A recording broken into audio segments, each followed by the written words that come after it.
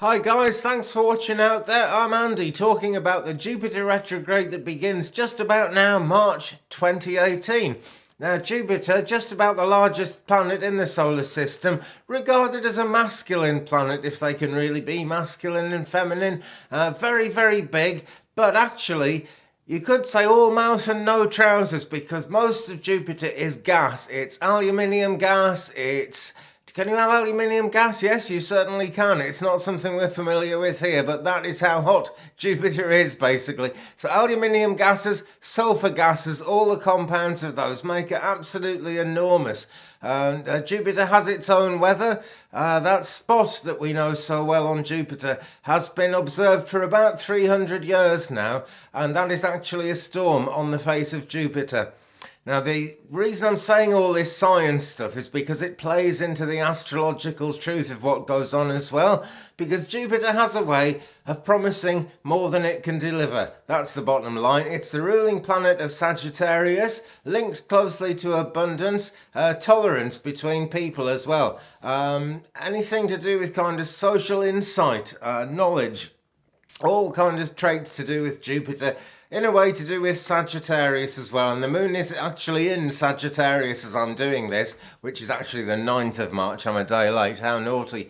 But yes, yesterday in UK time anyway, GMT 4:45 a.m, Jupiter went retrograde in the sign of Scorpio. We say stationed direct, actually standing still. A planet slows down a bit, stands still, and then starts going in the opposite direction. Not really, this is just as we view it from Earth. It's because it's such a long way away from us. And of course Jupiter is going round and round in an orbit, and that never stops. That's absolutely crucial to the workings of the universe. But every planet goes retrograde sooner or later, except the Earth, of course, and the Moon, because this is all about how we see them. And the Moon is close enough that we don't notice any effect like this. But Jupiter is doing a retrograde motion now. It's what you might call a U-turn, and then a little while going backwards, and then another U-turn, and it comes forward again, and starts going in the normal direction, and that is when the retrograde is over, and that is called stationing direct. So really it's a 360. It's a complete turnaround. When any planet is retrograde, the influences and the astrological meanings that we apply to it change a bit. It's not always about them things being opposite, even though the planet might be going in the opposite direction. But we certainly become aware of opposites involved in, to do with whatever influences that planet has. And I think we'll be seeing that around the matter of abundance, for example. Now, it doesn't really matter in terms of it's not going to stop anybody's flow of abundance if they deserve it. I mean, what you deserve and what you put in and what you get out is the real heart of the truth of all this. But I would imagine that abundance might be coming in strange ways between now and the 10th of July, when Jupiter stations direct again. Quite a long time that then, and it's really going to be different through that time. Certainly when the moon's in Sagittarius we'll notice a bit more of that, but generally speaking that is the way it's going to be. Jupiter is actually the 5th planet from the Sun, and because of that she's just the other side of Mars, and in between Mars and Jupiter there's the asteroid belt.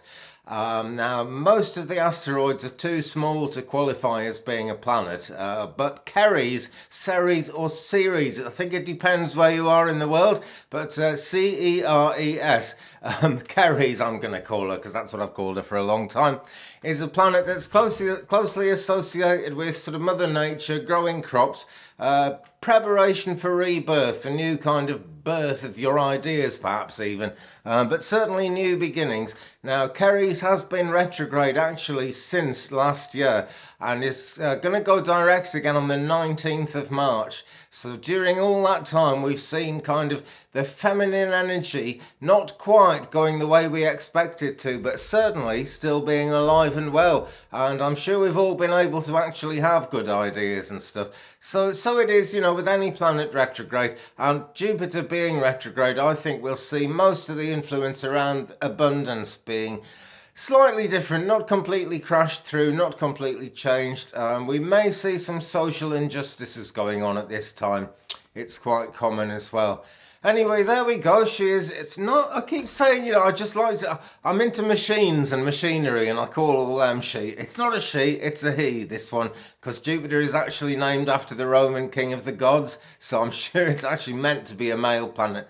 I don't usually apportion gender to them anyway, though. I mean, they are their own thing. No point judging them by human standards, but we can judge much in our lives by the action of the planets. And that's why they've been observed for thousands of years. Right, well, thanks again for watching out there. Don't forget to like and subscribe. Leave me a comment and we'll share the journey. Yeah, now to like and subscribe, what I really mean is there's a thumbs up symbol down there. And it probably hasn't got coal dust on it like my thumb has. And there's a red subscribe button. That will keep us in touch so you won't miss anything. At the moment, I'm doing a lot of astrology on another channel. I'm moving that over to out there this weekend. So keep it real, keep it out there. All being well, I'll see you tomorrow. Bye.